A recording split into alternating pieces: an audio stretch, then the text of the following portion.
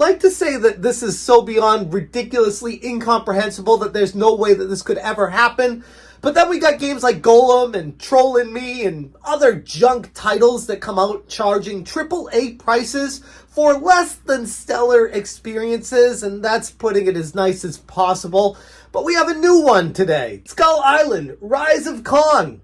A game using King Kong's IP, and it is the worst game I've ever seen. What's going on, guys? Welcome to another episode of Smash JT, and yeah, this is really ridiculously bad. Like, so bad that some of the things I'm going to show you in this video, you're going to have a hard time believing. Because when I saw it, I assumed it was edited because no one could release a game in this state.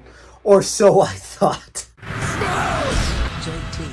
Hit that subscribe, give me a like, and check out SmashJT.com for my full thoughts on this story, on this video game, Skull Island, Rise of Kong.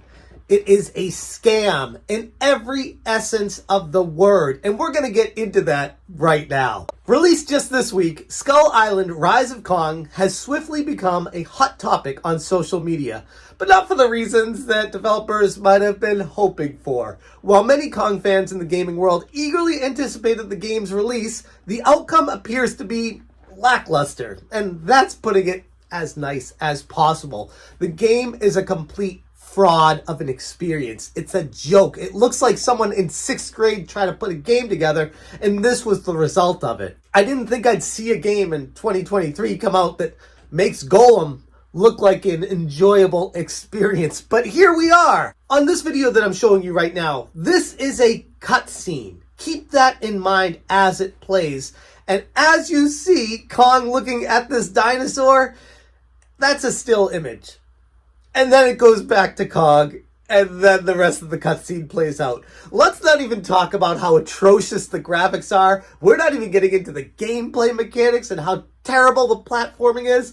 This is strictly talking about a cutscene that the developer has full control over making, and what they made was a gigantic mistake. They left a placeholder in the cutscene. This is an image instead of the dinosaur actually acting out the cutscene. They're charging full price for this game. Like, this is shovelware to the nth degree, where I would think maybe $4.99 if you want to be nice about it. Junk shovelware that no one's going to buy except, maybe some parents buying a junk game for their kid and don't know, oh, I know Kong, I've heard of that, sure, $5. No. What are they charging for this? The game retails on the PlayStation Store for PS4 and PS5. And let's be honest, this is hardly a next generation game, but it is available on the PS5 and PS4 for $49.99 USD. $50. They have the audacity to charge $50 for this garbage. Now, if you are a PS Plus member, you get a 25% discount, so it's not as bad. It's $37.49. Yay! And on Steam, it's almost as bad. Steam is listed as $39.99, so $40 for this game on Steam, but you have an introductory offer right now for those who are just morbidly curious. You can purchase the game for $31.99 USD right now. If you got that kind of money to be blowing on a game, I got a bridge to sell you. This is an absolute absurd excuse for a joke. I can't believe this got through and got published, but here we are. Let's do a little bit of research on who the developer and publisher are for this game, because it couldn't possibly be their first game, right? Skull Island Rise of Kong was developed by Chile-based Iguanabee, known for their work on several niche console games. And the game's publisher, Game Mill Entertainment, has claimed on its website, I'll just show it to you here, they have a proven track record. When it comes to branded entertainment, we've got game. Do you now? All right, sure, Jan. At Game Mill Entertainment, we've established a proven track record for leveraging the equity of some of the world's most beloved brands in the $100 billion video game market. That sounds like some Tommy Tallarico talk right there. Our team of industry professionals working in partnership with the industry's top developer talent enables us to nimbly bring to life games that delight die-hard and casual gamers alike. All right, this is a great game. The best-in-class publisher. They got a little diamond award there that they gave themselves.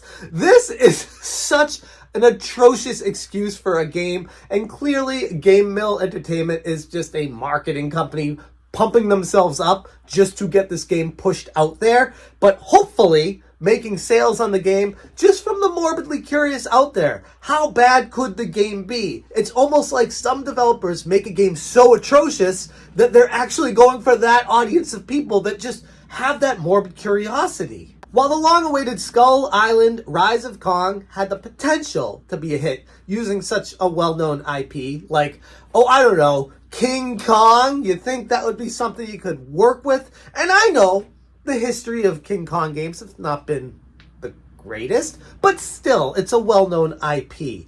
But instead, the launch has raised questions about the quality and completeness. As gamers debate online whether the game is a tribute to past consoles or a mishap to be forgotten, one thing is to be clear. The game has failed to meet literally any expectations set by both developers and its fans. Whether the game's developers will address these issues in updates or patches remains to be seen, but let's be honest here. This looks like a final product, and if they do update it or patch it, it's not going to be much better than what it is right now. What you see is, unfortunately, what you get. Skull Island Rise of Kong serves as yet another example, along with Golem and Troll and I and countless others. Those are just the ones that come off the top of my head when I'm thinking about this, about the pitfalls of high expectations meeting an unprepared reality. And that's exactly what Skull Island Rise of Kong is. It's a scam in every sense of the word. It's an embarrassment for the developer, the publisher, and any gamers that purchase this game unknowingly thinking that they're getting a King Kong game, and all they get is some junk shovelware charging full price AAA titles for a game that leaves pictures in instead of action during the cutscenes. All right? I didn't even get into the sounds, the slowness, the sluggishness, the horrible graphics. I didn't even talk about any of that stuff. The actual gameplay is even worse than the cutscene. But the fact that the developer left a picture as a cutscene is unforgivable. That's beyond embarrassing. This is absolutely atrocious. And in the world we live in today, where you can check to see if a game is good or not, yes, it's on the consumer to do their research and make sure they're purchasing a quality product. But at the end of the day, the publishers and developers need to be held accountable for trying to scam the customers the way they're doing it right now, charging full price AAA type prices for a game that is clearly shovelware. And honestly, this is something that everyone should be talking about. I'm going to leave it there. Thank you so much for watching. And as always, you stay smashing. Smash, change,